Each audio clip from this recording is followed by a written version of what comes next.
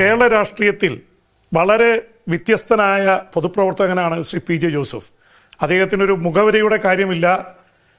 കേരള രാഷ്ട്രീയത്തിലും സാമൂഹ്യ രംഗത്തും സാംസ്കാരിക രംഗത്തും കഴിഞ്ഞ 55 വർഷത്തോളം നിറഞ്ഞു നിൽക്കുന്ന വ്യക്തിത്വമാണ് കേരള കോൺഗ്രസിൻ്റെ നേതാവ്. അതുപോലെ തന്നെ കർഷക മനസ്സ് സൂക്ഷിക്കുന്ന പൊതുപ്രവർത്തകൻ, ഗാന്ധിയൻ, ഒപ്പം തന്നെ സഹൃദയ മനസ്സുകളെ ഒക്കെ ഇഷ്ടമാവുന്ന പാട്ടുകൾ പാടുന്ന പൊതുപ്രവർത്തകൻ എന്ന ഖ്യാതി കൂടിയുണ്ട്. ശ്രീ പി ജെ ജോസഫ് ശതാഭിഷേകത്തിൻ്റെ നിറവിൽ നിൽക്കുകയാണ്. ജൂൺ 28 അദ്ദേഹത്തിന് 84 വയസ്സ് തികയുന്നു. ആ കാലഘട്ടത്തെക്കുറിച്ച്, അദ്ദേഹത്തിൻ്റെ രാഷ്ട്രീയ ജീവിതത്തെക്കുറിച്ച്, വ്യക്തി ജീവിതത്തെക്കുറിച്ച്, തൻ്റെ കർഷക ജീവിതത്തെക്കുറിച്ച് പി ജെ ഹൃദയം തുറന്ന് സംസാരിക്കുമെന്ന് പ്രതീക്ഷിക്കുന്നു. ശ്രീ പി ജെ ജോസഫിനെ 24-ൻ്റെ ഈ അഭിമുഖത്തിലേക്ക് സ്വാഗതം. അപ്പോൾ ഇപ്പോഴും ജനങ്ങളുടെ ഇടയിൽ ഊർജ്ജസ്വലനായ ചെറുപ്പക്കാരൻ കർഷകനായിട്ടുള്ള പി ജെ ജോസഫ് എന്നുള്ളതാണ്. പ്രായം ഒരു ഇതല്ല, age is only A number എന്നാണ് ഇപ്പോൾ പറയുന്നത്. അപ്പോൾ 84 വയസ്സ് എത്തുന്നു എന്നുള്ളത് സാധാരണ പറയുന്നത് നമ്മുടെ വിശ്വാസം അനുസരിച്ച് 1000 പൂർണ്ണചന്ദ്രന്മാരെ കാണുന്നു. ഒരു ജീവിതത്തിൻ്റെ നിറവായിട്ടാണ് അത് അറിയപ്പെടുന്നത്. എങ്ങനെയാണ് ഇപ്പോൾ ഈ 84-ലെത്തുമ്പോൾ എന്തു തോന്നുന്നു? മനസ്സ് 84-ലാണോ അല്ലെങ്കിൽ ഒരു 30-ലാണോ? APJ അബ്ദുൽ കലാം പറയുന്നു, എപ്പോഴും സ്വപ്നം കണ്ടുകൊണ്ടിരിക്കുക. വലിയ ചെറുപ്പക്കാരോടും അല്ലാത്തവരോടും പറയുന്നൊരു കാര്യമാണ്. അതായത് ഈ പ്രതീക്ഷാനിർഭരമായ പ്രത്യാശയോടുകൂടിയൊരു ജീവിതം. എപ്പോഴും സ്വപ്നം കാണുക എന്നുള്ളതിലാണ്. സ്വപ്നം കണ്ടാൽ അതൊരു യാഥാർത്ഥ്യമായി തീരുമെന്നുള്ള പ്രതീക്ഷയാണുള്ളത് എല്ലാവർക്കും. അതെ അതെ. ഇത്രയും കാലഘട്ടത്തിലേ ഇപ്പോൾ നിയമസഭയിലൊക്കെ ഒരു 55 നിയമസഭയിലെ രാഷ്ട്രീയത്തിലേക്ക് 55 വർഷം എന്നൊക്കെ പറയുന്നത് 1970-ലാണ് ആദ്യം തിരഞ്ഞെടുക്കപ്പെടുന്നത്. ഇപ്പോൾ 2025 എത്തുമ്പോൾ 55 വർഷം തികയാണ്. ഇതുകൊണ്ട് വളരെ ചുരുക്കം പൊതുപ്രവർത്തക രാഷ്ട്രീയ നേതാക്കളാണ് ഇത്രയും കാലം കേരള രാഷ്ട്രീയത്തിൽ ഉണ്ടായിട്ടുള്ളത്. ഇതുകൊണ്ട് പി ജെയുടെ ഇത് ഒപ്പം അടുത്ത് വരാവുന്ന ആള് കെ കരുണാകരൻ, മാണി സാറ്, ഉമ്മൻചാണ്ടി. അപ്പൊ എനിക്ക് തോന്നുന്നു ഉമ്മൻചാണ്ടി 50 വർഷം പിന്നിട്ട് 51 വർഷം വരെ ഉണ്ടായിരുന്നതാണ്. അപ്പൊ ഈ ഒരു കാലഘട്ടത്തിൽ മനസ്സിൽ തങ്ങി നിൽക്കുന്ന, അപ്പൊ ഇത്രയും കാലം ചെയ്തു, എനിക്ക് ഏറ്റവും മനസ്സിനോട് ചേർന്ന് നിൽക്കുന്ന ഒരു അനുഭവം എന്തായിരിക്കും? അനുഭവം അല്ലെങ്കിൽ ഒരു നേട്ടമായിട്ട് പറയാവുന്ന കാര്യം? ഞാൻ മന്ത്രി എന്നുള്ള നിലയിൽ ഞാൻ എപ്പോഴും ഓർത്തിരിക്കുന്ന ഒരു കാര്യമാണ്, 1978 ഇലക്ഷൻ കേസിൽ ശ്രീ KM മാണി രാജിവെക്കേണ്ടി വന്നപ്പോൾ ആഭ്യന്തര വകുപ്പ് മന്ത്രിയായിരുന്നു. 35 വയസ്സ്. അന്ന് ഞാൻ ഈ പോലീസ് ഓഫീസേഴ്സിന് അഡ്രസ്സ് ചെയ്തു. അപ്പം ഞാൻ ഒറ്റ കാര്യം പറഞ്ഞുള്ളൂ, നയം അതൊന്നുമില്ല, റൂൾ ഓഫ് ലോ, നിയമവാഴ്ച, അത് മനസ്സിൽ തങ്ങി നിൽപ്പുണ്ട്. കാരണം ഞാൻ ആ രാജിവെച്ച് കേസിൻ്റെ വിധി വന്നപ്പോൾ ഞാൻ രാജിവെച്ചു. അപ്പം ഞാൻ പറഞ്ഞു, ഒരു നിരപരാധിയുടെ പേരിൽ കള്ളക്കേസുണ്ടാക്കാനോ ഒരു കുറ്റവാളിയെ രക്ഷിക്കാനോ ഒരു പോലീസ് ഓഫീസറോടും എനിക്ക് പറയേണ്ടി വന്നിട്ടില്ല. അതുപോലെ നിയമവാഴ്ച യാഥാർത്ഥ്യമാക്കും. അതിൽ രാഷ്ട്രീയക്കാർ ഇടപെടില്ല എന്നാണ് ഉദ്ദേശിച്ചത്? അല്ല, ഇടപെടുകയില്ല.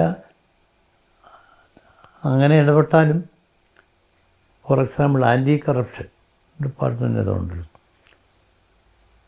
വളരെ കുറച്ച് കേസുകളിൽ മാത്രമേ നമുക്ക് തെളിവ് കിട്ടുകയുള്ളൂ. അവരെ രക്ഷിക്കാൻ വേണ്ടി റെക്കമെൻഡേഷൻ വരും. പക്ഷേ ഒരാളെയും പ്രത്യേക ആനുകൂല്യം കൊടുത്ത് അപ്പോൾ അനേകം ആളുകളെ സർവീസിൽ നിന്ന് പിരിച്ചുവിടുന്നത് കേട്ടോ. പിന്നെ അതുകൊണ്ട് അതാണ് ശ്രീ A. K. ആന്റണി ആയിരുന്നു മുഖ്യമന്ത്രി. എനിക്ക് തോന്നുന്നു 1977 രാജൻ കേസിന്റെ കാര്യമായിട്ട് കെ കരുണാകരൻ രാജിവെച്ചപ്പോഴാണ് ആന്റണി മുഖ്യമന്ത്രിയായിട്ട് വരുന്നത്. അതെ അതെ. ആ സമയത്താണ് കെ മാണി സാറിനെതിരെ സുപ്രീം മറ്റേ കോടതി വിധി വന്നിട്ട് മാണി സാറ് ഇലക്ഷൻ കേസിൽ രാജിവെക്കുന്നത്. ആ സമയത്താണ് PJ ആഭ്യന്തരമന്ത്രിയായിട്ട് വരുന്നത്. പക്ഷെ ആ കാലം കുറച്ചു കാലം കഴിഞ്ഞപ്പോ സുപ്രീം കോടതിയുടെ വിധി മാണി സാർ കെ മാണിക്ക് അനുകൂലമായി വന്നപ്പോ അത് വളരെ ഇതായിട്ട് അങ്ങ് ഒഴിഞ്ഞു കൊടുത്തു. സാധാരണ ഇപ്പോഴത്തെ രാഷ്ട്രീയത്തില് ഒരിക്കൽ കയറിയിരുന്നാൽ അതെന്താണ് അന്നത്തെ ഒരു അവസ്ഥ എന്തായിരുന്നു? ഇപ്പൊ തിരിഞ്ഞു നോക്കുമ്പോ അത് വേണ്ടായിരുന്നു എന്ന് തോന്നുന്നില്ല. ഞാൻ ആ വാർത്ത കേട്ട് അപ്പോഴെ തന്നെ രാജിവെക്കുന്നതായിട്ട് പ്രഖ്യാപിച്ചു. അതുകൊണ്ടന്ന് പിന്നെ കലാകൗമുദി ഒരു വലിയ പടം കൊടുത്തിരുന്നു, ജോസഫ് നിങ്ങളൊരു ജെന്റിൽമാനാണെന്ന്. ജോസഫ് ഒരു ജെന്റിൽമാനാണ് കലാകൗമുദിയിൽ വന്നൊരു ഇതാണ് ഞാൻ ഓർക്കുന്നുണ്ട്. അപ്പൊ ഈ ഇതില് പല വകുപ്പുകൾ കൈകാര്യം ചെയ്തിട്ടുണ്ട്. ആഭ്യന്തരമന്ത്രി സ്ഥാനം 78, റവന്യൂ മന്ത്രി, വിദ്യാഭ്യാസ മന്ത്രി. താങ്കള് കൊണ്ടുവന്ന പലതും അന്ന് ഭയങ്കരമായിട്ട് എതിർക്കപ്പെടുകയും പിന്നീട് കേരളം അംഗീകരിക്കുകയും ചെയ്തിട്ടുണ്ട്. അപ്പൊ അത് വരുമ്പോ എന്താ തോന്നാറ്? +2-ന്റെ പേരിൽ ഒരുപാട് ഞാൻ പിന്നെ 82 റവന്യൂ വകുപ്പ് മന്ത്രിയായി. അന്ന് 84 വലിയൊരു വെള്ളപ്പൊക്കവും ഇതൊക്കെ ഉണ്ടായി, നാശനഷ്ടങ്ങളുണ്ടായി. അപ്പോൾ അതിന് ഒരു മെമ്മോറാണ്ടം തയ്യാറാക്കി കേന്ദ്രത്തിൽ കൊടുത്ത് പരമാവധി സഹായം മേടിക്കാനായിട്ട് ശ്രമം നടത്തി. അതുവരെയുള്ള പീരീഡിൽ സ്വാതന്ത്ര്യാനന്തര കേരളത്തിൽ ഇത്രയും കേന്ദ്ര സഹായം കിട്ടിയൊരു സമയം ഉണ്ടായിട്ടില്ല. അത് പിന്നെ അത് എല്ലാ നോംസ് അനുസരിച്ച് മെമ്മോറാണ്ടം കൊടുക്കുകയും കേന്ദ്രത്തിൻ്റെ നോംസ് അനുസരിച്ച് പരമാവധി സഹായം വേണമെങ്കിൽ ചെയ്യും. അന്ന് ഞാൻ ഓർക്കുകയാണ്, പ്രവർത്തനം സുഗമമാക്കാൻ റവന്യൂ വകുപ്പിൻ്റെ 600 വില്ലേജ് ഓഫീസ് കെട്ടിടങ്ങൾ തീർത്തു, ജനകീയ പങ്കാളിത്തത്തോടുകൂടി. പിന്നെ അന്ന് എനിക്ക് ഹൗസിംഗ് കൂടി ഉണ്ടായിരുന്നു. അതും ഭാഗികമായ കേന്ദ്ര സഹായത്തോടുകൂടി 1,00,000 വീടുകൾ അന്ന് തീർത്തു. ഭവന വകുപ്പിന്റെ ചുമതല ഉണ്ടായിരുന്നു, ഹൗസിംഗ് മിനിസ്റ്റർ കൂടി ആയിരുന്നല്ലോ. അതെ അതെ. 1,00,000 വീട് എന്നുള്ളത് പൂർത്തീകരിച്ചു. പിന്നീട് മന്ത്രിയാകുന്നത് 96-ലാണ്. പിന്നെ യഥാർത്ഥത്തിൽ UDF എന്തുകൊണ്ട് പോയെന്നൊക്കെയുള്ള ക്വസ്റ്റ്യൻസ് ഇവിടെ നിൽപ്പുണ്ട്. ഞങ്ങൾ 84-ലെ തിരഞ്ഞെടുപ്പിൽ പിന്നെ കേരള കോൺഗ്രസ് മാണി സാറിൻ്റെ ഞങ്ങളുടെ പാർട്ടി രണ്ടായി നിൽക്കുമ്പോഴാണ് 2 സീറ്റേ ഉള്ളൂ. കോട്ടയവും മൂവാറ്റുപുഴയും 1 സീറ്റ് കൊടുത്തിട്ടുള്ളൂ. അത് മുകുന്ദപുരം ജയിക്കുമെന്ന് വിചാരിച്ചതൊന്നുമല്ല. മോഹൻദാസിനെ അവിടെ കല്ലേറ്റിങ്കരയിൽ എൻ്റെ വീടിന്റെ അടുത്തുള്ള ആളാണ്. യൂത്ത് KSCയുടെ പ്രസിഡന്റ് സംസ്ഥാന പ്രസിഡന്റ് ആയിരുന്നു. പുള്ളി 80,000 വോട്ടിനോട് ജയിച്ചു. പിന്നീട് വന്ന പാർലമെൻറ്റ് തിരഞ്ഞെടുപ്പിൽ ഇപ്പം കെ മാണിയും കൂടെ പുറത്തു വന്നു. അപ്പോൾ ഈ മൂവാറ്റുപുഴ മുകുന്ദപുരം 2 സീറ്റുണ്ടല്ലോ. മൂവാറ്റുപുഴ സീറ്റ് പിന്നെ മുണ്ടക്കൽ ബേബി ആണ് അവിടുത്തെ.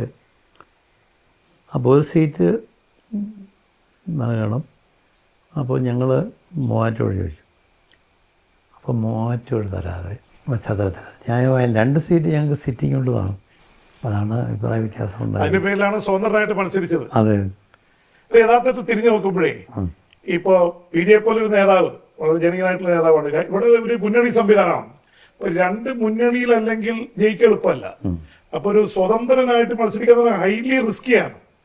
അപ്പോ അങ്ങനെ ഒരു പരിമിതപ്രജ്ഞനായ ഒരു രാഷ്ട്രീയ നേതാവ് നിലയ്ക്ക് അങ്ങനെ ഒരു ഇൻഡിപെൻഡന്റ് ആയിട്ട് മത്സരിക്കാമെന്ന് തീരുമാനിച്ചത് ഇപ്പൊ തെറ്റായി പോയി എന്ന് ചിന്തയുണ്ടോ? ഒറ്റയ്ക്കാണെങ്കിലും മത്സരിക്കേണ്ടതായിട്ട് വന്നത് പിന്നെ LDFന്റെ സപ്പോർട്ട് കിട്ടുമെന്ന് വിചാരിച്ചിട്ട് തന്നെയാണ് അത് വന്നില്ല. പിന്നീട് 96 പിന്നെ ഞങ്ങൾ 6 സീറ്റ് വന്നു. വിദ്യാഭ്യാസം, പൊതുമരാമത്ത്, ഹൗസിംഗ്, അത് നായനാരുടെ കാലത്ത്. നയനയുടെ കാലത്ത്. ഇപ്പോൾ ഈ നായനാരുടെ കാര്യം പറഞ്ഞപ്പോഴാണ്, ഈ കേരളത്തിൽ പല മുഖ്യമന്ത്രിമാരുടെ കീഴിൽ മന്ത്രിയായിട്ടിരുന്നിട്ടുണ്ട്. ഇത് ചോദിക്കുന്നത് ശരിയാണെന്ന് എനിക്കറിയില്ല. ഏത് മുഖ്യമന്ത്രിയാണ് ശരിക്കും ഹൃദയത്തോട് അടുത്ത് നിൽക്കുന്ന ഒരു മുഖ്യമന്ത്രി ആരാണ്? 2 വർഷത്തുണ്ട്, UDF ലുണ്ട്, LDF ലുണ്ട്. അതിപ്പം ഇപ്പോൾ നല്ല കാര്യങ്ങൾക്കെല്ലാം പിന്തുണ നൽകുന്ന ഒരാളായിരുന്നു E.K. നായനാർ. പിതൃതുല്യമായ ഒരു സ്നേഹത്തോടു കൂടി. അതുപോലെ A.K. ആന്റണിയും അങ്ങനെ തന്നെയായിരുന്നു. അതുകൊണ്ടാണ് എനിക്ക് വളരെ ശക്തമായെന്ന് ഒരു പരാതിയും കൂടാണ്ട് പ്രവർത്തിക്കാൻ കഴിഞ്ഞത്. നായനാരും A.K. ആന്റണിയാണ് മുഖ്യമന്ത്രിമാര്. എനിക്കിപ്പം എടുത്തു പറയാനുള്ളത് കരുണാകരനുമായിട്ടും ഉമ്മൻചാണ്ടിയുമായിട്ടുള്ള ബന്ധങ്ങളൊക്കെ സൗഹൃദം തന്നെയായിരുന്നു. VS ആയിട്ട് എങ്ങനെയുണ്ടായിരുന്നു? VS-ഉമായിട്ടും സഹകരിച്ച് തന്നെയാണ് പോയത്. പക്ഷെ VS എന്റെ കാലത്ത് എനിക്ക് ഓർമ്മ ശരിയാണെങ്കിൽ മറ്റു ഘടകകക്ഷികൾ, ഇടതുപക്ഷയുടെ ഘടകകക്ഷികളില് കടന്നപ്പള്ളി രാമചന്ദ്രന് ഒരു രാജ്യസഭാ സീറ്റ് കൊടുക്കാനുള്ള തരത്തിൽ ആയത് വന്നപ്പോ അത് PJ-യുടെ പാർട്ടിക്ക് കൊടുക്കണം, അങ്ങനെ വക്കച്ചൻ മറ്റത്തിൽ രാജ്യസഭാ അംഗമായ ഒരു കഥ ഞാൻ ഓർക്കുന്നുണ്ട്. അപ്പൊ VS-ന് ഒരു സോഫ്റ്റ് കോർണർ PJ-യോട് ഉണ്ടായിരുന്നു എന്നാണ് ഞാൻ മനസ്സിലാക്കിയത്. വ്യക്തിബന്ധങ്ങൾ നല്ലത് തന്നെയായിരുന്നു, ഉണ്ടായിരുന്നു. ഓരോ വകുപ്പിൻ്റെ കാര്യത്തിലും.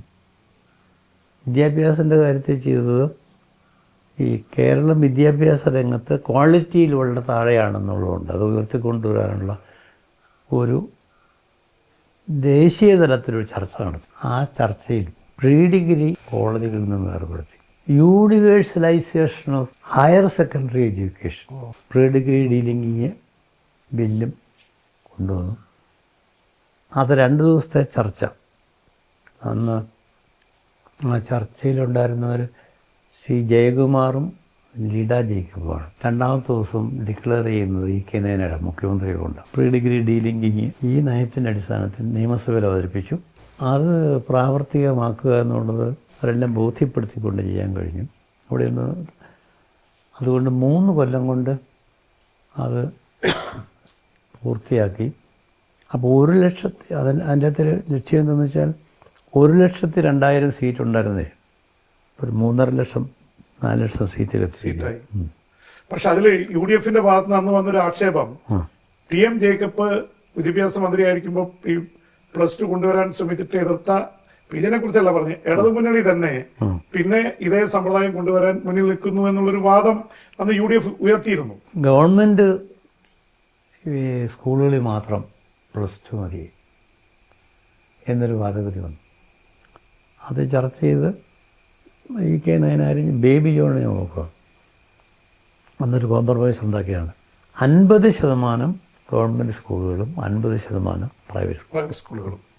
അത് തത്വം അംഗീകരിച്ചു. അത് കേരളത്തിൻ്റെ ഇതിന് സഹായമായോ ശരിക്കും? അങ്ങനെ പിന്നെ വലിയ മാറ്റമല്ലേ. ഹയർ എഡ്യൂക്കേഷൻ്റെ ഒരു ചവിട്ടുപടിയായിട്ടല്ല വന്നത്. എത്രയോ കുട്ടികളാണ് നേഴ്സിങ്ങിനും മറ്റു കാര്യങ്ങളൊക്കെ ആയിട്ട് പഠിച്ച് വന്ന് 10ാം ക്ലാസ് പാസ്സാകുന്ന മുഴുവൻ കുട്ടികൾക്കും പഠിക്കാനുള്ള സൗകര്യം ഉണ്ടാക്കുക. അത് അവസാനം മുതൽ ശരിയായത് എല്ലാ പഞ്ചായത്തുകളിലും +2 സ്കൂൾ വേണമെന്നുള്ളത് നയമായി.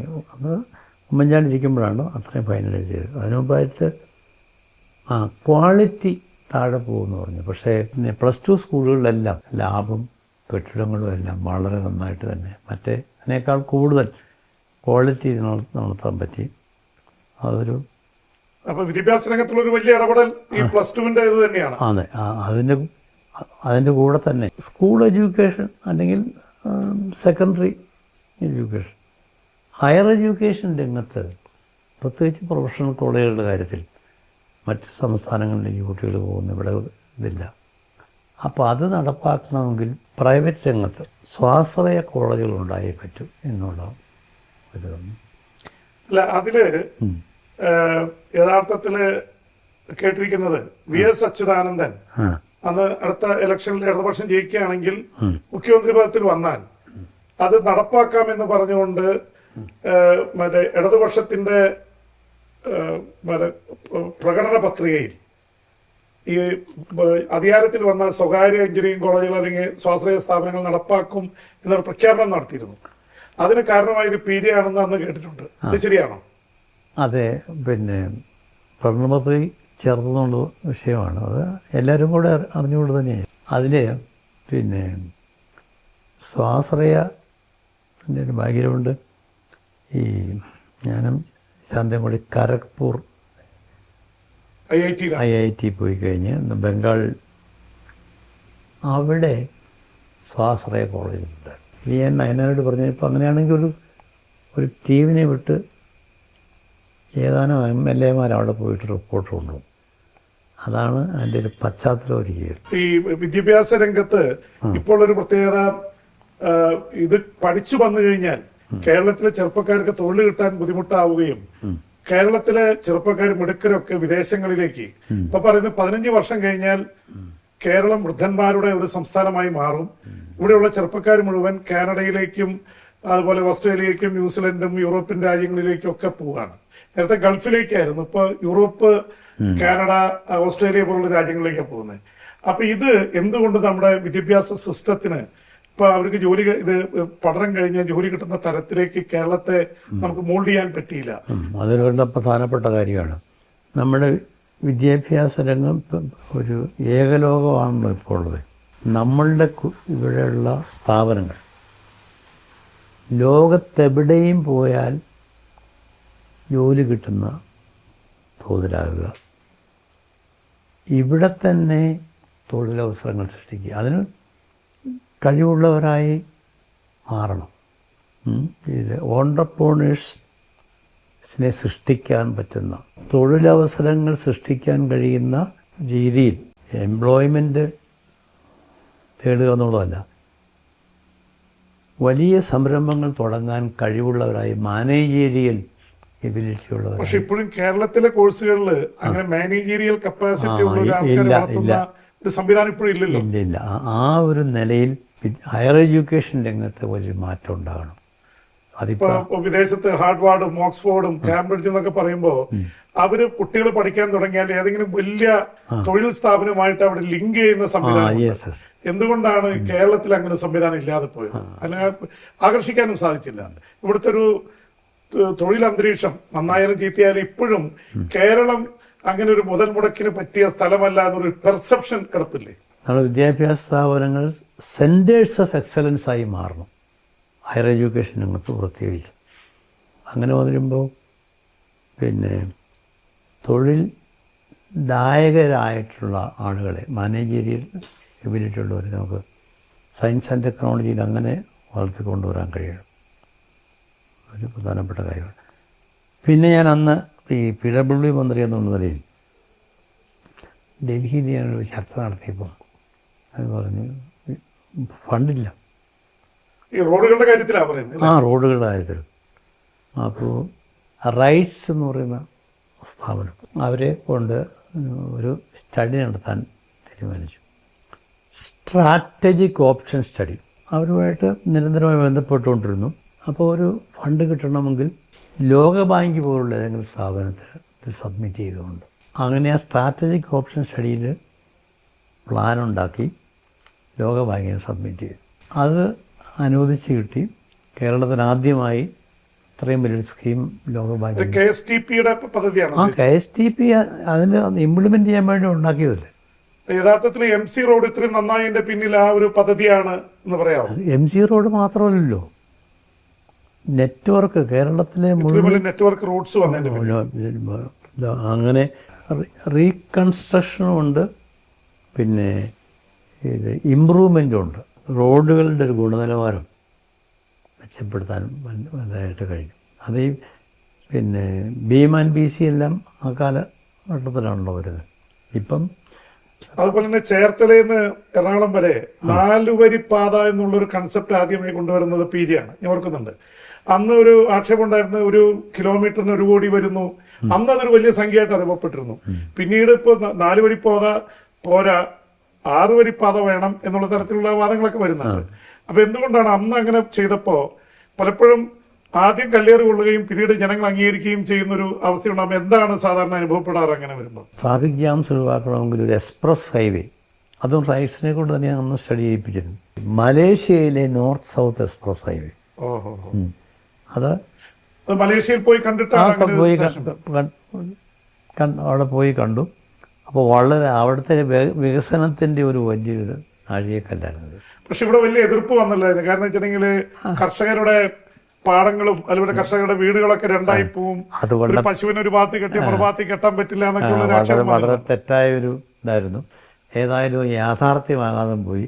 ഇപ്പോഴും നമ്മുടെ മൂവാറ്റുപുഴയും പെരുമ്പാവൂരും തിരുവല്ലായിലും അതിൻ്റെ മറ്റ് മലബാറിലേക്കൊക്കെ ചെല്ലുമ്പോഴും ഇപ്പം കിടക്കുന്ന നാഷണൽ ഹൈവേ അല്ല, മറ്റേതൊരു 6 വരി പാത ഉണ്ടാകുകയാണെങ്കിൽ ഇപ്പോൾ തന്നെ എടുക്കുന്നതിൻ്റെ പകുതി സമയം കൊണ്ട് ഈ ലോങ് ഡിസ്റ്റൻസ് നമുക്ക് കവർ ചെയ്യാൻ കഴിയും.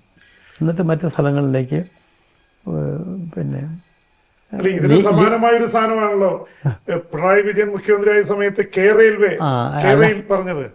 റെയിൽവേയുടെ കാര്യത്തിൽ ഞാൻ പറഞ്ഞത് പിന്നെ ഹൈ സ്പീഡ് റെയിൽ കോറിഡോർ. ഞാൻ ബോംബെയിൽ നിന്ന് കന്യാകുമാരി ഒരു യാത്ര വരെ നടത്തിയത് ഹൈ സ്പീഡ് റെയിൽ കോറിഡോർ. പക്ഷെ അത് വളരെ കോസ്റ്റ്ലി ആവില്ലേ? അത് ലോകത്തിലെല്ലായിടത്തും ഹൈ സ്പീഡുണ്ട്. അത് പിന്നെ കാശ്മീർ ടു കന്യാകുമാരിയാണ് ഞാൻ അന്ന് പറഞ്ഞത്.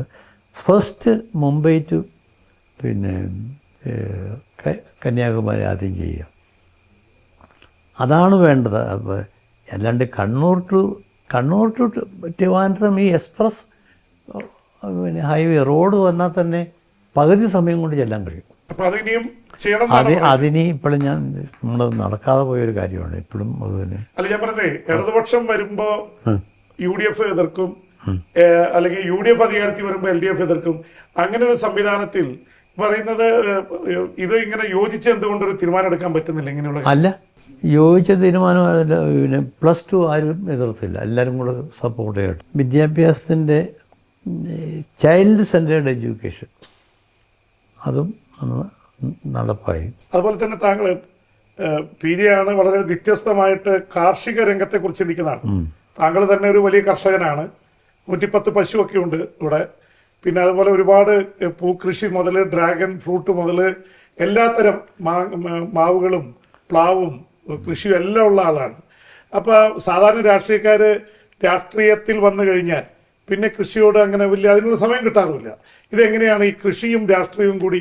ബഹുഭൂരിപക്ഷം ആളുകളും ആശ്രയിക്കുന്നൊരു മേഖല കാർഷിക മേഖലയാണ്. അതുകൊണ്ട് കാർഷിക മേഖലയിലെ ഉൽപ്പാദനം വർദ്ധിപ്പിക്കുക, ഉൽപ്പാദനക്ഷമത വർദ്ധിപ്പിക്കുക. അപ്പോൾ ഒരു പെർ ഏക്കർ ഈൽഡ് ഡബിൾ ചെയ്യുന്നൊരു ഇതിലേക്ക് പോകണം. പക്ഷെ കേരളം ഇപ്പോഴും ഒരു ട്രഡീഷണൽ ഇതിൽ നിന്ന് മാറി. ഇപ്പോൾ ഇസ്രായേൽ പോലൊരു രാജ്യം, അവർ സ്പ്രിംഗ്ലർ ഇത് കൊണ്ടുവന്നു, ഗ്രീൻ ഹൗസ് ഇതിന്റെ എഫക്റ്റ് കൊണ്ടുവന്നു. അവർ ലോകത്തിലെ ഏറ്റവും കൂടുതൽ മത്സരിച്ച് എന്താ പറയുക, പൊതു ഇത് നോക്കിക്കഴിഞ്ഞാൽ നമ്മൾ 1 ഏക്കറിൽ ഉണ്ടാക്കുന്നത് അവർ 10 സെന്റിൽ അവർ ഈൽഡ് ഉണ്ടാക്കുന്നുണ്ട്. എന്തുകൊണ്ട് കേരളത്തിന് അത് ചെയ്യാൻ പറ്റുന്നില്ല? അല്ല, ഫസ്റ്റ് വേണ്ടത് ഈ കൃഷി രീതിയാണ്. ഓർഗാനിക് ഫാമിംഗ്, ജൈവ കൃഷി എന്നുള്ള ഞാൻ തന്നെയാണ് ആദ്യം കൊണ്ടുവന്നത്.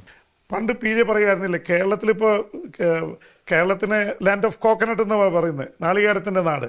ഇപ്പം നാളികേരത്തിൽ നമ്മുടെ തെങ്ങുകൾക്ക് വേണ്ടത്ര ഹൈ ഈൽഡിങ് അല്ല, കൂടുതൽ തേങ്ങ കിട്ടുന്നതല്ല. അപ്പം അതുകൊണ്ട് ആ തരം ഇത് കേരളത്തിൽ മുഴുവൻ വെച്ചുപിടിപ്പിക്കണം എന്നൊരു വാദം PJ പണ്ട് ഉയർത്തിയിരുന്നു. മൂല്യവർദ്ധിത വസ്തുക്കൾ, ഇപ്പം നാളികേരം, പിന്നെ ഫിലിപ്പൈൻസ്, എത്രയോ തരം. അപ്പം വാല്യൂ ആഡിട്ട് അങ്ങനെ ഇപ്പം വെർജിൻ കോക്കനട്ട് ഓയിൽ ഇപ്പോൾ വലിയ ഡിമാൻഡ് ഉള്ളതാണ്, 4 ഇരട്ടി. അപ്പം അങ്ങനെ മൂല്യവർദ്ധിത വസ്തുക്കളായി നമ്മുടെ ഉൽപ്പന്നങ്ങൾ മാറണം. അത് അദ്ദേഹത്തിൻ്റെ പുസ്തകത്തിൻ്റെ അകത്ത് പോസ്റ്റ് ഹാർവസ്റ്റ് ഓപ്പറേഷൻസ്, അതാണ് മൂല്യവർദ്ധിത വസ്തുക്കൾ ഉണ്ടാക്കിയാണ് പിന്നെ കാർഷിക മേളയ്ക്കൊരു ഉണർവ് വരുത്താൻ കഴിയുള്ളൂ. ഇത് നാളികേരത്തിൽ മാത്രമല്ല, ഇപ്പൊ നമുക്ക് ഈ ഭാഗത്തൊക്കെ കൈരച്ചക്ക, കതറിക്കാടൊക്കെ ഒരുപാടുണ്ട്. പണ്ട് മുതലേ പറയുന്നതിന് പ്രോസസ്സിങ് ഇത് കൊണ്ടുവന്നത് വേൾഡ് മുഴുവൻ. ഇപ്പോൾ കൈരച്ചക്കയ്ക്ക് അത്യാവശ്യത്തിന് വിലയുണ്ട്, പക്ഷേ പല സമയത്തും താഴോട്ട് പോകുന്നു. ഈ കൈരച്ചക്ക പോലെ നാണ്യവിളകൾ പോലെ ഇതൊക്കെ സംസ്കരിച്ച് കൊടുക്കാനുള്ള ഒരു സംവിധാനം കേരളത്തിൽ ഇപ്പോഴും ആയിട്ടുള്ള ഫുഡ് പ്രോസസ്സിങ് കേരളത്തിന് വലിയ സാധ്യതയുള്ളൊരു മേഖല. കരിച്ചക്ക മാത്രമല്ല ചക്കയ്ക്ക് ഇപ്പോൾ നമ്മൾ പണ്ട് വെറുതെ ആരും മൈൻഡ് ചെയ്യാതിരുന്നതാണ്. ഇന്ന് ചക്കയ്ക്ക് വേൾഡ് മാർക്കറ്റിൽ വലിയ വാല്യൂ ആഡ് പ്രോഡക്ട്സ് ആക്കാനുള്ള വലിയൊരു വിദ്യാഭ്യാസ രംഗത്ത് തന്നെ മാറ്റം വരുത്തണം. ഇത് ആരാ ചെയ്യണ്ടേ? നമ്മുടെ ചെറുപ്പക്കാർ തന്നെ അതിന് രംഗത്തേക്ക് വരുന്നൊരു ഇതുണ്ട്. പിന്നെ ഞാനന്ന് എനിക്കെടുത്ത് പറയാവുന്നത് ഹൗസിങ്ങിൻ്റെ കാര്യത്തിൽ ഈ 96 തന്നെ വീക്കർ സെക്ഷൻസിനുള്ള ഹൗസിങ്, അതാണ് പ്രാധാന്യം. അന്നൊരു പിന്നെ ചിലവ് കുറഞ്ഞ വീടുകൾ ഉണ്ടാക്കുക എന്നുള്ളത് ഒരു മത്സരം നടത്തി. ഇന്ത്യയിൽ ആകെ ആർക്ക് വേണമെങ്കിലും പങ്കെടുക്കാം മത്സരത്തിൽ. എഞ്ചിനീയറിംഗ് കോളേജ്, തിരുവനന്തപുരത്ത് എഞ്ചിനീയറിംഗ് കോളേജ് വീടുകൾ പണിത് ഡെമോൺസ്ട്രേഷൻ നടത്തി. അതിന് സെലക്ട് ചെയ്ത ഒരു വീട്, ഓടിട്ട വീട്, ചെറുതെങ്കിലും ബലവത്തായ ഒരു വീട്, അത് കൊണ്ടുവന്നിട്ട് ആ പീരീഡിൽ 4 ലക്ഷം വീടുകൾ തീർത്തു വെച്ചു. ആ എന്ത് വരുമായിരുന്നു ആ വീടിന്? ഒരു വീടിന് വലിയ ചിലവ് കൂടി ഇതല്ല, ചിലവ് കുറഞ്ഞ വീട്. അപ്പം അന്ന് അതിന് ചിലവ് കുറഞ്ഞ രീതിയിൽ ബിൽഡിംഗ് മെറ്റീരിയൽസ് ഉണ്ടാക്കാനുള്ള നിർമ്മിതി കേന്ദ്രങ്ങളും റൂർക്കിയിൽ പോയി പഠിച്ച് അവിടെ ആ ടെക്നിക്സ് എല്ലാം അവിടെ അപ്ലൈ ചെയ്തിട്ട്, പിന്നെ ഓടിനാണെങ്കിൽ അന്ന് തൃശ്ശൂർ ഉള്ളവരോട് ചർച്ച ചെയ്തു.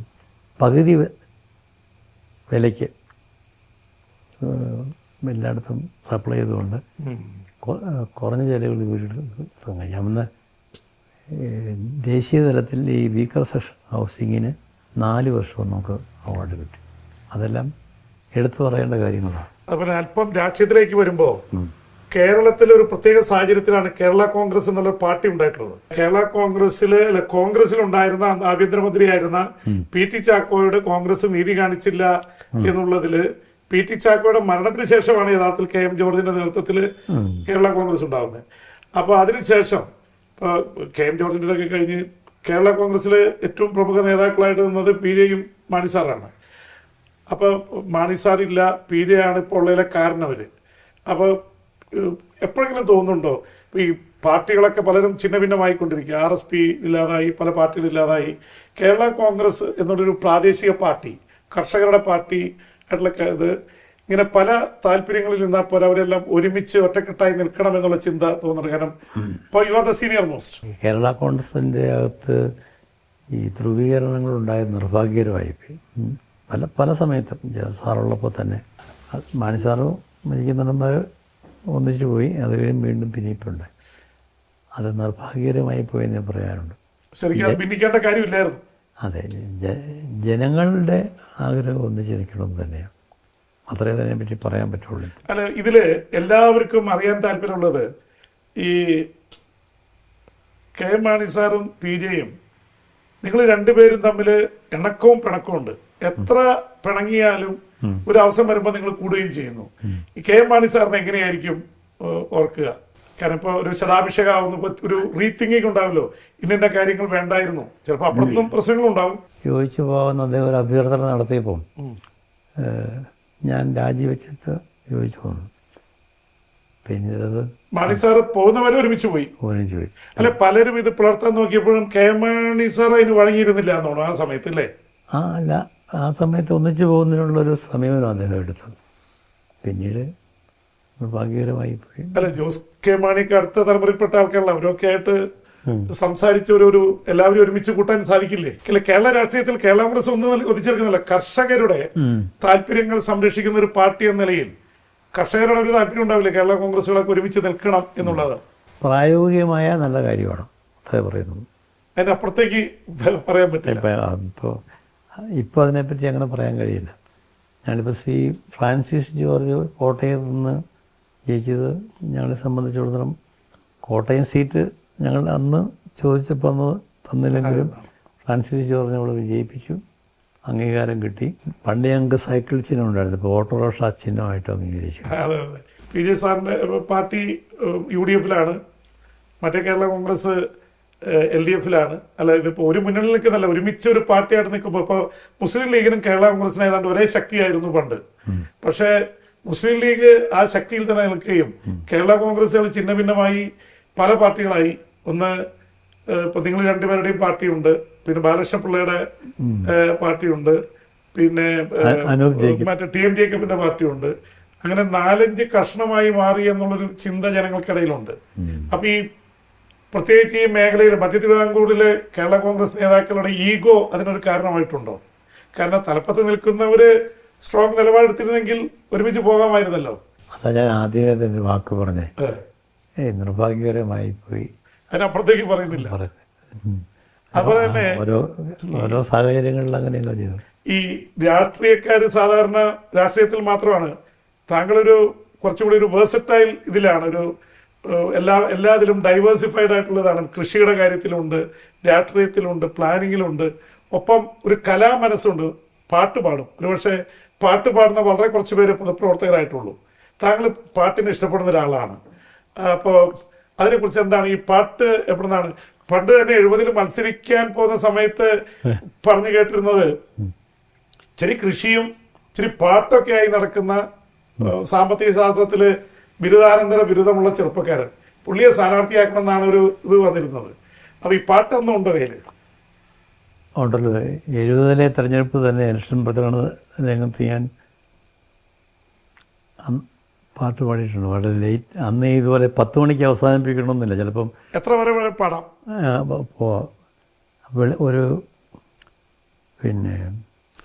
ഒരു കോളനിയിൽ അവിടെ ചെന്നപ്പം ഉറങ്ങിക്കിടക്കുന്നവരെ വിളിച്ചെഴുന്നേപ്പിച്ചുള്ള പരിപാടിയാണ്.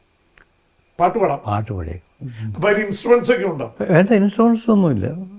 തെരഞ്ഞെടുപ്പ് യോഗമാണ്. അതെ. അപ്പൊ രാത്രി എത്ര മണി കഴിക്കണം? വെളുപ്പിന് 2 മണിക്ക്. വെളുപ്പിന് 2 മണിക്ക് എല്ലാവരും കിടന്ന് ഉറങ്ങുമ്പോൾ? അല്ല, അപ്പോൾ എല്ലാവരും വിളിച്ചു, പ്രവർത്തകരുണ്ടല്ലോ, ഒരു കോളനി പോലെ താമസിക്കുന്നവർ. അന്ന് പാടിയ പാട്ട് ഏതെന്ന് ഓർക്കുന്നുണ്ടോ? താഴമ്പൂ മണമുള്ള തണുപ്പുള്ള രാത്രിയിൽ തനിച്ചിരുന്നുറങ്ങുന്ന ചെറുപ്പക്കാരി, പൂമുഖക്കിഴിയോ കിളിവാതിലടയ്ക്കുകയില്ല, കാമിനെ നിന്നെ ഞാൻ ഉറക്കുകയില്ല. ഈ പാട്ടാണ് 70-ൽ പാടിയത്. ഈ പാട്ടാ. അന്ന് 28.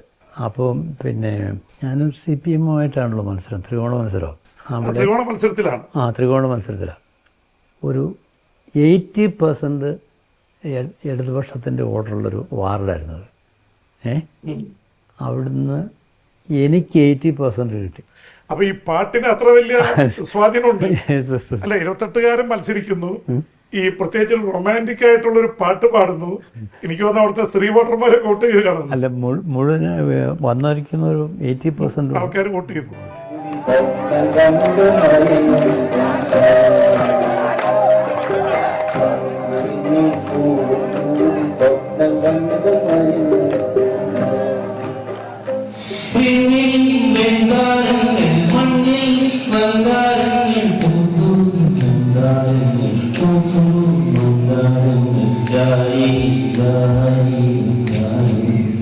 അല്ല, അത്തവണ മത്സരിക്കുമ്പോഴേ ഇപ്പൊ തിരിഞ്ഞു നോക്കുമ്പോ അന്ന് ജയിക്കുമെന്ന് ഉറപ്പുണ്ടായിരുന്നോ? KM ജോർജ് സാറ് ഇവിടെ വന്ന് എൻ്റെ ഫാദറിന്റെ അടുത്ത് സമ്മതം ചെലുത്തിയാണ്. അതിനെ കുറിച്ച് കേട്ടിരിക്കുന്നത് ഫാദർ ആദ്യം സമ്മതിച്ചില്ല എന്നാണല്ലോ. കുഞ്ഞേട്ടൻ അല്ലെ? കുഞ്ഞേട്ടൻ. അതെ അതെ അതെ. അപ്പോ മാത്തച്ഛൻ കുരുവനാക്കുന്നതിലെ സ്ഥാനാർത്ഥിയാക്കാൻ വേണ്ടി ശ്രമിച്ചു. അതെ. അപ്പം ജോർജ് സാറ് പുള്ളിയിൽ പൊതുപ്രവർത്തന രംഗത്തുള്ള ആളായിരുന്നല്ലോ. ആളുകളെല്ലാം അവിടെ വന്ന് പറഞ്ഞു പുള്ളിയെ സമ്മതിക്കാമെന്നപ്പോൾ ഒന്ന് ഒരു സ്ഥാനാർത്ഥിയെ കുഞ്ഞിനെ തന്നെ കണ്ടുപിടിക്കാം. അപ്പം ഞങ്ങൾ മാത്തച്ഛൻ കുരുവനാക്കുന്നതിന് ശ്രമിച്ചു. അദ്ദേഹം സന്നദ്ധമായില്ല. പിന്നോട് ഞാൻ തന്നെ സ്ഥാനാർത്ഥിയായി. പിതാവ് പിന്നെ അന്ന് സമ്മതിച്ചു. ലാസ്റ്റ് സമ്മതിച്ചു. അപ്പൊ യഥാർത്ഥത്തിൽ രാഷ്ട്രീയത്തിൽ ഇറങ്ങാൻ താല്പര്യം ഉണ്ടായിരുന്നു? എന്നെ ആക്റ്റീവായിട്ട് ഇതില്ല. പക്ഷെ ഞാൻ പാർട്ടിയുടെ സ്റ്റേറ്റ് കമ്മിറ്റി മെമ്പറൊക്കെ ആയിരുന്നു. അല്ല, പക്ഷേ കുറച്ച് സാമൂഹിക പ്രവർത്തനമൊക്കെ ഉണ്ടായിരുന്നു ഇവിടെ വന്ന്. ശരി. കാർഷിക മേളകൾ, വിള മത്സരങ്ങൾ. ആദ്യത്തെ കാർഷിക മേള കോട്ടയത്താണ്. അന്ന് UR അനന്തമൂർത്തി പറഞ്ഞു, നമ്മുടെ കർണാടകത്തിലുള്ള. അതെ. പുള്ളി പറഞ്ഞത് കാർഷിക മേഖലയിൽ തന്നെ അവങ്ങൾ തൊടുപുഴ വന്ന് ശ്രദ്ധേയമായിട്ടുള്ള, അതുകൊണ്ടാണ് ദേശീയ തലത്തിന്റെ പ്രാധാന്യം കിട്ടി.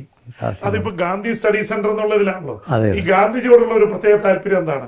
അത് ഗാന്ധിജിയുടെ, ഞാൻ തോന്നുന്നു പ്രീ ഡിഗ്രിക്ക് പഠിക്കുമ്പോൾ ഡിസ്കവറി ഓഫ് ഇന്ത്യ വായിച്ചു. അതിൻ്റെ അത് ജവഹർലാൽ നെഹ്റു ഗാന്ധിജിയെ പറ്റി പറഞ്ഞ കാര്യങ്ങൾ വന്നു കഴിഞ്ഞപ്പം ഗാന്ധിജിയെ പറ്റി വായിക്കാൻ തുടങ്ങി. മൈ എക്സ്പെരിമെന്റ്സ് വിത്ത് ട്രൂത്ത് അത് വായിച്ചു. ഇതെല്ലാം വായിച്ചു. അത് മാത്രമല്ല 69 ഞാൻ ഗാന്ധിജിയെ പറ്റി കിട്ടാവുന്ന പുസ്തകങ്ങൾ ചീഫ് എഡിഷൻസ് എല്ലാം വാങ്ങിച്ച് വായിക്കും.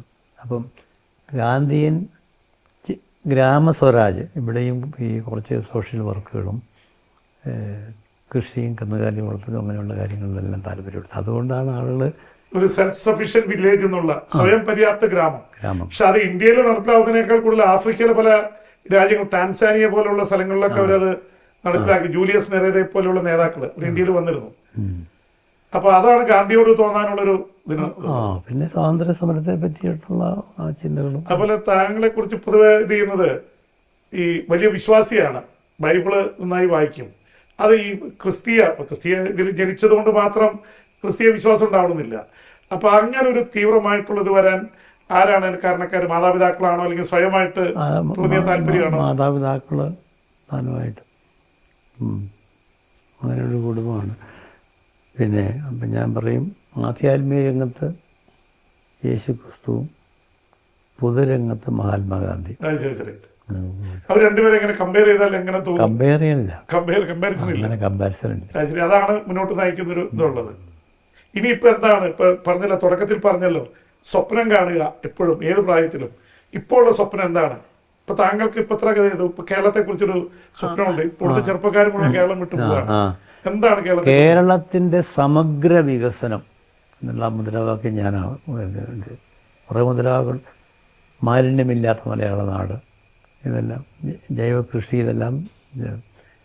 ഇപ്പോഴും എനിക്ക് തോന്നുന്നത് സമഗ്ര വികസനത്തിന് ഉള്ള ഘടകങ്ങൾ കൂട്ടായിരുന്ന് ചിന്തിച്ച് ഒരു തിങ്ക് ടാങ്ക് ആളുകൾ രാഷ്ട്രീയത്തിന് അതീതമായി ചിന്തിച്ചൊരു സമഗ്ര വികസനം, ഇൻഫ്രാസ്ട്രക്ചർ, കാർഷിക രംഗത്തെ പുരോഗതി, തൊഴിലവസരങ്ങൾ പരമാവധി സൃഷ്ടിക്കാനുള്ള നമ്മുടെ എല്ലാ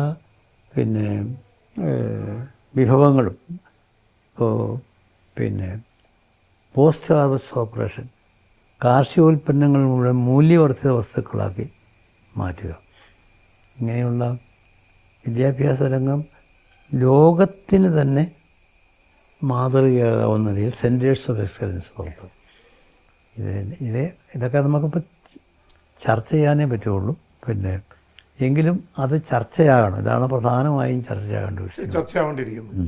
പിന്നെ ഇപ്പോഴും ഞാൻ ഓർക്കുന്നത്, താങ്കൾ മന്ത്രിയായിരിക്കുന്ന സമയത്ത് മറ്റേ കമ്മ്യൂണിസ്റ്റുകാരായിട്ടുള്ള മുഖ്യമന്ത്രി ഇ.കെ. നായനാരെയും അന്നത്തെ വൈദ്യുതി മന്ത്രി നമ്മുടെ പിണറായി വിജയനെയും കൊണ്ട് റോമിൽ മാർപ്പാപ്പയെ കാണാൻ പോയിരുന്നു. ആ അനുഭവം ഒന്ന് പങ്കുവയ്ക്കാമോ? കാരണം അത് രണ്ടുപേരെയും കൊണ്ടുവന്ന് ഇപ്പൊ പിണറായി വിജയൻ എല്ലാ ബിഷപ്പ്മാരൊക്കെ ആയിട്ട് ബന്ധമുണ്ട്. അത് PJ പറഞ്ഞു കൊടുത്ത ബുദ്ധിയാണെന്നൊരു സംസാരമുണ്ട്. അങ്ങനെ ബുദ്ധിയൊന്നുമല്ല. പുള്ളിക്ക് റോമിൽ പോകണമെന്ന് നയനാർക്ക് ഇവർ രണ്ടുപേരും കൂടി യാത്ര കഴിഞ്ഞ് വന്ന വഴിക്കാണ് റോമിൽ വരുന്നത്. അപ്പം ഞാൻ തുടക്കത്തിലില്ല, ഞാനെന്തോ +2-ൻ്റെ ഒരു ഫൈനൽ ലിസ്റ്റൊക്കെ ആകുന്ന സമയം. അത് പറഞ്ഞു അങ്ങനെയല്ല, എവിടെ വെച്ച് ജോയിൻ ചെയ്യാൻ പറ്റുമോ? റോമിൽ പോകുമ്പം ഞാൻ ഉണ്ടായിരിക്കണമെന്ന് പറഞ്ഞു. അപ്പം അങ്ങനെയാണ് ഞാൻ പോയി ജോയിൻ ചെയ്തു. നായനാർ എല്ലാ കാലത്തും പറയായിരുന്നു, മാർപ്പാപ്പ എനിക്ക് കൊന്ത തന്നു, ഇത് തന്നു, ലോനപ്പം തമ്പാടും ചോദിച്ചിട്ട് അത് തിരിച്ചു കൊടുക്കില്ല, അത് എനിക്ക് അവകാശപ്പെട്ടാണെന്നൊക്കെ പറയുമായിരുന്നു. പ്രൈവറ്റ് ഓഡിയൻസ് പുള്ളിക്ക് ആരോഗ്യ പ്രശ്നങ്ങളോട് കൊടുക്കുന്നില്ല.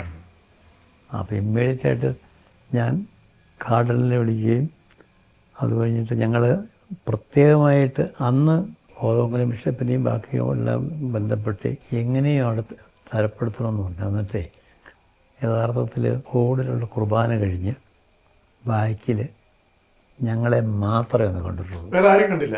ഇല്ല. നായനാർ അത് എപ്പോഴും എടുത്ത് പറയുമായിരുന്നു. ഞങ്ങളൊക്കെ ചെല്ലുമ്പോഴും മാർപ്പാപ്പയെ കണ്ടതിനെ കുറിച്ച് അത് PJ-നെ കൂട്ടിയാണ് ഞങ്ങൾ പോയെന്നൊക്കെ പറയാറുണ്ട്. അത് പിണറായി ഉണ്ടായിരുന്നു. ഈ പിണറായി വിജയനായിട്ട് ഇപ്പൊ മുഖ്യമന്ത്രിയായിട്ട് പിണറായി വിജയനായിട്ടുള്ള ബന്ധം എങ്ങനെയാണ്? പണ്ട് നിങ്ങൾ ഇടതുപക്ഷത്തപ്പോൾ നല്ല ബന്ധം ഉണ്ടായിരുന്നു, ഇപ്പൊ അങ്ങനെ കാണാറൊന്നില്ലേ? ഉണ്ടല്ലോ. പോലീസ് അസോസിയേഷൻ്റെ മീറ്റിങ്ങിന് വന്നപ്പോൾ ഈ 2 ആഴ്ച മുമ്പ് സൗഹൃദമുണ്ട്. ഞങ്ങൾ കാർഷിക മേളയുടെ ലാസ്റ്റ് പുള്ളിയാണല്ലോ. PJ-യുടെ മകന്റെ കല്യാണത്തിന് പിണറായി വന്ന് ഓർക്കുന്നുണ്ട്. അന്ന് പാർട്ടിയുടെ സംസ്ഥാന സെക്രട്ടറി ആയിട്ട് പിണറായി തിരഞ്ഞെടുക്കപ്പെട്ട ഉടനെയായിരുന്നു കല്യാണം. ഞാനൊക്കെ വന്നപ്പോ പിണറായി വിവാഹത്തിന് വന്നിട്ടുണ്ട്. അത് ഓർക്കുന്നുണ്ടോ? വലിയ ഇതിൽ വെച്ചായിരുന്നു അപ്പൻ്റെ. അതെ, അവിടെ ന്യൂമാൻ കോളേജിന്റെ ഗ്രൗണ്ടിൽ. ഇപ്പൊ കുടുംബത്തിൽ നിന്ന് ഇപ്പൊ ജോസ് കെ മാണിയൊക്കെ രാഷ്ട്രീയത്തിൽ വന്നു. PJ 84 വയസ്സായി, ഇത്രയും മുന്നോട്ട് പോയിരിക്കും. എന്നാലും ഒരു കുടുംബത്തിൽ നിന്നൊരാൾ രാഷ്ട്രീയത്തിൽ വരാനായിട്ടുണ്ടെങ്കിൽ ആരെയായിരിക്കും PJ സജസ്റ്റ് ചെയ്യുക? അങ്ങനെ കുടുംബം എന്നുള്ള നിലയിലല്ല. അപ്പൊ ഇപ്പോ സാമൂഹ്യ രംഗത്തൊക്കെ ആക്റ്റീവായിട്ട് കാണുന്നുണ്ട്. അപ്പൊ അപ്പു ഇപ്പൊ പണ്ട് PJ രാഷ്ട്രീയത്തിൽ വരുന്നതിന് പിതാവിന് വലിയ താല്പര്യമില്ലായിരുന്നു. പക്ഷെ അത് എല്ലാവരും കൂടി നിർബന്ധിച്ചിട്ടാണ് സംഭവിച്ചത്. അപ്പൊ അപ്പു രാഷ്ട്രീയത്തിൽ വരണമെന്ന് പാർട്ടിക്കുള്ളിൽ ഒരു ഇത് വന്നാൽ PJ എതിർക്കോ അല്ലെങ്കിൽ അനുകൂലിക്കോ? ഇല്ല, അത് കഴിവ് തെളിയിച്ചു വന്നോട്ടെ. അങ്ങനെയാണ്. PJ ആയിട്ട് സപ്പോർട്ട് ചെയ്യത്തില്ല. അല്ല, സപ്പോർട്ട് ചെയ്യുന്ന പക്ഷേയില്ല. പിന്നെ ഇപ്പൊ മകനായി എന്നുള്ളതുകൊണ്ട് ഇപ്പൊ എത്രയോ മക്കളെ ഇപ്പൊ കെ. മുരളീധരൻ എല്ലാവരും വന്നിട്ടുണ്ടല്ലോ. പൊതുരംഗത്ത് ഒരു കാഴ്ചപ്പാടോടെ പ്രവർത്തിക്കുന്നത് നല്ലതാണെന്നുള്ള അഭിപ്രായമുണ്ട്. അപ്പൊ അങ്ങനെ അപ്പോൾ പൊതുരംഗത്ത് വരുന്നതിന് പിതാവിനെ എതിർപ്പില്ല. ഒരുപക്ഷെ PJയുടെ ജീവിതത്തിൽ ഏറ്റവും കൂടുതൽ സ്വാധീനം ചെലുത്തിയ മാതാപിതാക്കളൊക്കെ ഉണ്ടാവും. പക്ഷെ ഭാര്യ ഡോക്ടർ ശാന്തയാണ്. ഞാൻ പലപ്പോഴും ഇവിടെ വന്നപ്പോൾ അത് കണ്ടിട്ടുണ്ട്. ഇപ്പൊ 2 വർഷമായിട്ട് ഭാര്യയില്ല. അത് ഇപ്പൊ രാഷ്ട്രീയ നേതാവാണെങ്കിലും ഇതൊക്കെ ആണെങ്കിലും ആൾക്കാരെ കാണുന്നുണ്ടെങ്കിലും ഒരു മനുഷ്യനാണല്ലോ. അപ്പൊ എങ്ങനെയാണത് ജീവിതത്തെ ബാധിച്ചിരിക്കുന്നത്? വലിയൊരു വിടവാണ്. പിന്നെ നമുക്കൊരു എപ്പോഴും ഒരു എന്താണ് സ്നേഹപൂർവമായൊരു സപ്പോർട്ട് ഇല്ല എന്നുള്ളൊരു ദുഃഖമുണ്ട്. ശരിക്കും അനുഭവപ്പെടുന്നുണ്ട്. ഇപ്പൊ 84 വയസ്സിലെത്തി നിൽക്കുമ്പോ എന്ത് ആഘോഷങ്ങളാണ് ഇവിടെ ഇത് ചെയ്യുന്നത്? ഇല്ല, ഒരു ആഘോഷവും ഇല്ല. ഒരു ആഘോഷവും ഇല്ല. അല്ല, പാർട്ടിക്കാരൊക്കെ വന്നാൽ അല്ല, അവരൊക്കെ രാവിലെ വന്ന് കണ്ടു പോയി. ഞാൻ ഇന്ന് ഉച്ചയ്ക്ക് അത് എന്തുകൊണ്ടാണ് അങ്ങനെ ആഘോഷം വേണ്ടെന്ന് വെച്ചത്? അല്ലാതെ ശാന്തയുടെ ആബ്സെൻസ് തന്നെയാണ്. ഡോക്ടർ ശാന്ത ഭാര്യ ഇല്ല എന്നുള്ളത് കൊണ്ട് ആഘോഷങ്ങളില്ല. ഭാര്യ ഇല്ലാതെ ആഘോഷമില്ല. അതിനിപ്പോ ജീവിതത്തിൽ ഇനി ഒരു ആഘോഷങ്ങളോടും നിന്ന് കൊടുക്കില്ല എന്നാണ്. അല്ല, ഇത് വ്യക്തിപരമായ ആഘോഷങ്ങൾ. വ്യക്തിപരമായ ആഘോഷത്തിനില്ല. ഇനി മുന്നോട്ട് പോകുമ്പോ ഇപ്പൊ പലവരെ കുറിച്ച് നമ്മളിപ്പോ നായനാരും ആന്റണിയായിട്ടുള്ള ബന്ധത്തിനെ കുറിച്ച് പറഞ്ഞു. ഈ K. കരുണാകരൻ ഒരുപക്ഷെ രാഷ്ട്രീയത്തിൽ തുടങ്ങുന്ന സമയത്ത് കരുണാകരന്റെ കാലമായിരുന്നല്ലോ. C. അച്യുതമേനോൻ ആ കാലത്താണ് MLA ആയിട്ട് വരുന്നത്. C. അച്യുതമേനോൻ മുഖ്യമന്ത്രിയാണ്, കരുണാകരൻ ആഭ്യന്തരമന്ത്രിയാണ്. ആ കാലഘട്ടത്തെ കുറിച്ച് എന്തെങ്കിലും ഓർത്തിരിക്കുന്ന കാര്യങ്ങളുണ്ട്? കാരണം അടിയന്തരാവസ്ഥക്കാലം, അടിയന്തരാവസ്ഥയുടെ 50ാം വാർഷികമായിരുന്നു. പക്ഷെ ഒരു കാര്യം കേരളത്തെ കുറിച്ച് പറയുന്നത്, മറ്റ് സംസ്ഥാനങ്ങളിലൊക്കെ വലിയ പ്രശ്നമായിരുന്നെങ്കിലും ഇവിടെ ഭയങ്കര ഡിസിപ്ലിൻ ആയതുകൊണ്ട് കുറെ വികസനവും കാര്യങ്ങളും നടന്നു. C. അച്യുതമേനോനെ പോലുള്ളൊരു മിഷണറി പിന്നെ എല്ലാവരും കൂടി ഒരുമിച്ച് ചേർന്നു. അതിനെക്കുറിച്ച് എന്താ പറയാ? ഒരു നിർദ്ദേശം ഞാൻ ജൂനിയർ മെമ്പറല്ലേ, ഉച്ച കഴിഞ്ഞപ്പം അദ്ദേഹത്തിൻ്റെ മറുപടി പ്രസംഗത്തിൽ ഞാൻ പറഞ്ഞ ഒരാശയം ഞാൻ എൻ്റെ വേഴ് വിട്ടുപോയി. അതായത് ഈ കേന്ദ്രം തരുന്ന വായ്പകൾ അത് വളരെ ദീർഘകാലത്തേക്ക് ആക്കി തിരിച്ചടയ്ക്കാനുള്ള വിവരണം. അന്ന് കേരളത്തിൽ നിന്ന് സഹായത്തിൽ നിന്ന് പിടിക്കുന്നത്. അതുപോലെ കടലോരം സംരക്ഷിക്കേണ്ടത് രാജ്യത്തിൻ്റെ അതിർത്തി പോലെ വന്ന് അത് കേന്ദ്രം തന്നെ ചിലവേറ്റെടുക്കണം.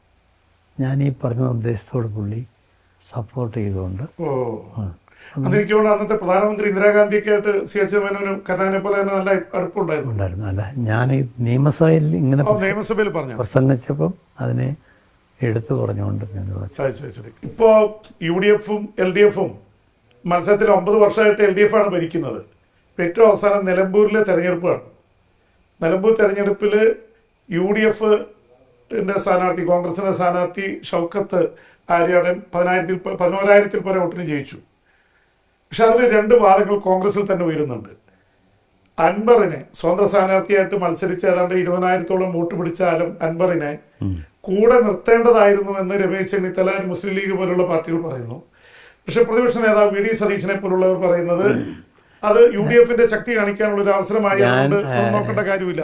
താങ്കളുടെ അഭിപ്രായം? ആര് പറയുന്നു എന്നുള്ളതല്ല, ഏതായാലും പിന്നെ അവിടെ മത്സരം കടുത്തതായതും എല്ലാവരും കൂടെ രംഗത്തിറങ്ങി പ്രവർത്തിക്കാൻ കാരണമായത് അൻവറിൻ്റെ ഒരു വെല്ലുവിളി ഉണ്ടെന്നുള്ളതുകൊണ്ടാണ്. അതുകൊണ്ട് രംഗത്ത് വന്നുകൊണ്ടാണ് UDF കുറച്ചുകൂടി സടപടം ജനിച്ചത്. അതെ, അത് കഴിഞ്ഞ് ജയിച്ചതിൻ്റെ UDF-ന് ക്രെഡിറ്റ് കിട്ടിയത് ഇതുപോലെ മത്സരിച്ചോണ്ട് എന്ന് ചോദിച്ചാൽ അൻവറിനെ കൂടെ കൂട്ടിയിരുന്നെങ്കിൽ അതിന്റെ ക്രെഡിറ്റ് അൻവറിന് പോകുമായിരുന്നു എന്നാണോ പറയുന്നത്? എന്നാണ് എനിക്ക് തോന്നുന്നത്. അപ്പൊ ഇതില് ഇപ്പൊ തല്ലുപിടിക്കേണ്ട കാര്യമില്ല. അപ്പൊ അതില് സതീശനാണ് സതീശൻ പറയുന്നത് കൂട്ടായ തീരുമാനമാണ്. എല്ലാവരും കൂടെ ആലോചിച്ചാ തീരുമാനം എടുത്തത്. അല്ല, അപ്പൊ സതീശൻ പറയുന്നത് ശരിയാണ്. അപ്പൊ അൻവർ ഇവിടെ വന്നിരുന്നു, ഞാനും കൂടെ ചർച്ച ചെയ്ത. അപ്പം ഷൗക്കത്തിനെ തള്ളി പറഞ്ഞതുകൊണ്ട് മാത്രമാണ് പുള്ളി പുറത്തു പോയത്. യു ഡി എഫ് നിശ്ചയിച്ച സ്ഥാനാർത്ഥിയെ അൻവർ തള്ളി പറഞ്ഞു. അത് ചെയ്യാൻ പാടില്ല. അത് ചെയ്യാൻ പാടില്ല. അതല്ലെങ്കിൽ വേറെ പ്രശ്നമില്ല. ഇപ്പോൾ ലോക്സഭാ തെരഞ്ഞെടുപ്പിൽ യു ഡി എഫിന് നല്ല വിജയം ഉണ്ടായി. ഇനി തദ്ദേശ സ്വയംഭരണ സ്ഥാപനങ്ങളിലേക്ക് തിരഞ്ഞെടുപ്പ് വരുന്നു, നിയമസഭയിലേക്ക് തിരഞ്ഞെടുപ്പ് വരുന്നു. എങ്ങനെയാണ് കാണുന്നത്? അടുത്ത നിയമസഭാ തെരഞ്ഞെടുപ്പിൽ യു ഡി എഫ് തിരിച്ചു പിടിക്കുമോ അതോ മൂന്നാം തവണ എൽ ഡി എഫ് കൊണ്ടുപോകുമോ? തീർച്ചയായിട്ടും ഈ നിലമ്പൂർ തിരിച്ചു പിടിക്കുകയായത്. അതിന് മുമ്പുള്ള ബൈ ഇലക്ഷനെല്ലാം സിറ്റിംഗ് സീറ്റുകളാണ്. അതുകൊണ്ട് ഒറ്റക്കെട്ടായി നിൽക്കണം. അതിനുള്ളൊരു മനസ്സെല്ലാവർക്കും ഉണ്ടാവണം. അങ്ങനെ പക്ഷെ അങ്ങനെ മനസ്സ് പറയുമ്പോഴും തുറന്ന് സംസാരിക്കുകയാണ്. കേരളത്തിൽ ഇപ്പോൾ ഉള്ളത് യു ഡി എഫിൽ ഇപ്പം തന്നെ 3-4 മുഖ്യമന്ത്രിമാരുണ്ടെന്നാണ്. അതിൽ പല പേരുകളും കെ സി വേണുഗോപാലിന്റെ പേരുണ്ട്, രമേശ് ചെന്നിത്തലയുടെ ഉണ്ട്, വി ഡി സതീശന്റെ ഉണ്ട്, നേരത്തെ ശശി തരൂരിന്റെ ഉണ്ടായിരുന്നു. ഇപ്പൊ ശശി തരൂരിനെ കോൺഗ്രസുമായിട്ടൊക്കെ ഇതുള്ളതുകൊണ്ട് ഇപ്പൊ അധികം പറയുന്നില്ല. അപ്പൊ അങ്ങനെ കുറെ പേരുകൾ ഉയർന്നു വരുന്നു. അപ്പുറത്തെ പിണറായി വിജയൻ എന്നുള്ള ഒറ്റ മനുഷ്യന്റെ പേരേ ഉള്ളൂ. അപ്പൊ അങ്ങനെ വരുമ്പോ ഈ ഡിവൈഡ് എന്നുള്ളത് പ്രതിപക്ഷത്തെ ബാധിക്കില്ല. ഘടകകക്ഷികൾ അതിനെ സീരിയസ് ആയിട്ട് കാണും. അല്ല, ഞാൻ അതിൻ്റെ വിശദാംശങ്ങളിലേക്ക് കടക്കുന്നില്ല. അത് വേറൊരു പാർട്ടിക്കകത്ത് വിഷയമുണ്ട്. അത് എല്ലാവരും കൂടെ ഒറ്റ മനസ്സോടി പ്രവർത്തിക്കുമെന്ന് തന്നെയാണ് എൻ്റെ വിശ്വാസം. പണ്ട് കോൺഗ്രസ് ഇത് ചെയ്യുമ്പോൾ ഘടകകക്ഷികളെ കൂടി കൂട്ടുമായിരുന്നു. ഇല്ലെങ്കിൽ കോൺഗ്രസിന് കൃത്യമായിട്ടൊരു നേതാവ് എമർജി ആയിരുന്നു, കെ കരുണാകരൻ. അത് കഴിഞ്ഞ് എ കെ ആന്റണി കഴിഞ്ഞപ്പോൾ ഉമ്മൻചാണ്ടി. ഇത് വന്നപ്പോൾ ഒരു ഡിവിസീവായിട്ടുള്ള തരത്തിലേക്ക്. കാരണം രമേശ് ചെന്നിത്തലയായിരുന്നു നേരത്തെ പ്രതിപക്ഷ നേതാവ്. രമേശ് ചെന്നിത്തലയെ മാറ്റിയാണ് വി ഡി സതീശൻ വരുന്നത്. കെ സി വേണുഗോപാൽ കേന്ദ്ര തലത്തിൽ ജനറൽ സെക്രട്ടറി ആയി. അല്ല, അതെ, അവരെല്ലാവരും കൂടി ഒരേ മനസ്സോടെ പ്രവർത്തിക്കത്തക്കവണ്ണമുള്ള അന്തരീക്ഷം ഉണ്ടാക്കാൻ മുസ്ലിം ലീഗും ഞങ്ങളുമൊക്കെ ചെയ്യാവുന്ന എല്ലാ കാര്യങ്ങളും. പക്ഷെ അങ്ങനെയൊക്കെ ചെയ്താലും പിണറായി വിജയൻ പഴയ പിണറായി വിജയനല്ല. പിണറായി വിജയന് ന്യൂനപക്ഷ സമുദായങ്ങളിൽ പിണറായി വിജയൻ എന്ന വ്യക്തിയെ മാത്രമല്ല, CPM ക്രൈസ്തവരെയും ഇസ്ലാം മതവിശ്വാസികളായിട്ടുള്ള ന്യൂനപക്ഷങ്ങളെയും കൂടി കൂട്ടി പ്രവർത്തിക്കാൻ തയ്യാറുള്ള തരത്തിലുള്ള ഒരു മൂവ്മെന്റാണ് നടക്കുന്നത്. നേരത്തെ UDF ശക്തിയായിരുന്നത് ജാതിയുമായിട്ട് ഞാൻ പറയല്ല, എന്നാലും ന്യൂനപക്ഷങ്ങളും ഹൈന്ദവ സമുദായത്തിലെ ഒരു അപ്പർ കാസ്റ്റ് ആണ് ഇതിന്റെ ബേസ് ആയിട്ട് നായർ സമുദായം അടക്കമുള്ളത്. പക്ഷെ ആ ബേസിലേക്കൊക്കെ ഇടതുപക്ഷവും കയറി വന്നില്ലേ? അതൊരു തരത്തിൽ പഴയ പോലെയുള്ളൊരു ഡിവൈഡ് UDFിനുള്ളൊരു അപ്പർ ഹാൻഡ് ഇപ്പോൾ ഇല്ലല്ലോ. ചെറിയ മാർജിനിലാണ് ശരിക്ക് വർക്ക് ചെയ്താൽ. ഇപ്പം അങ്കമാലി പെരുമ്പാവൂർ സീറ്റൊക്കെ പിടിച്ചെങ്ങനെയാണ് പ്രോപ്പർ സ്ഥാനാർത്ഥികളെയും സമയത്ത് ട്രൈ ചെയ്താൽ തിരിച്ചു പിടിക്കാം. അതുപോലെ തന്നെ വേറെ ഇത് കൂടിയുണ്ട്. UDFും BJPയും തമ്മിൽ ഒരുമിക്കുന്നുള്ള ഒരു വലിയ പ്രചരണം UDF തന്നെ പറയുന്നുണ്ട്. BJPക്ക് ഒരു 10 സീറ്റ് ജയിപ്പിക്കാവുന്ന രീതിയിൽ CPM കണ്ണടച്ചാൽ അല്ലെങ്കിൽ LDF കണ്ണടച്ചാൽ വീണ്ടും ഒരു 3-ാം മൂഴം അവർക്ക് കിട്ടുന്നൊരവസ്ഥ ഉണ്ടാകും. എന്ത് വന്നാലും നന്നായി ഹോംവർക്ക് ചെയ്ത് സ്ഥാനാർത്ഥികളെ ഇട്ട് ഉപയോഗിച്ച് പ്രവർത്തിച്ചാൽ UDF തീർച്ചയായിട്ടും. ലാസ്റ്റ് ഒരു ഇതും കൂടി, അടുത്ത തവണ തൊടുപുഴയിൽ മത്സരിക്കുമോ? അല്ല, അത് ആ സമയമാകുമ്പോഴത്തേക്ക് തീരുമാനിക്കുള്ളൂ. അതിനെക്കുറിച്ചുള്ളൊരു തീരുമാനം ഇപ്പം ഇല്ല. എന്തായാലും ശ്രീ PJ ജോസഫുമായി ഹൃദയം തുറന്ന് സംസാരിക്കുകയായിരുന്നു. അദ്ദേഹത്തിൻ്റെ രാഷ്ട്രീയ ജീവിതത്തെക്കുറിച്ച്, കലാജീവിതത്തെക്കുറിച്ചും അതുപോലെ തന്നെ കാർഷിക മനസ്സിനെക്കുറിച്ചൊക്കെ തുറന്ന് സംസാരിച്ചു. മനസ്സിൽ ഭാര്യയുടെ വിയോഗം ഒരു ദുഃഖമായിട്ട് മനസ്സിൽ സൂക്ഷിക്കുന്നതെന്ന് പറഞ്ഞു. എന്തായാലും ആദ്യ തെരഞ്ഞെടുപ്പിൽ പാട്ടുപാടി ജയിച്ചതിൻ്റെ കഥകളും ഓർമ്മിച്ചു. ശ്രീ PJ ജോസഫിന് 24ന്റെ പേരിൽ ഹൃദയം നിറഞ്ഞ നന്ദിയും ശതാഭിഷേകത്തിൻ്റെ ആശംസകളും നേരുന്നു. Okay, thank U.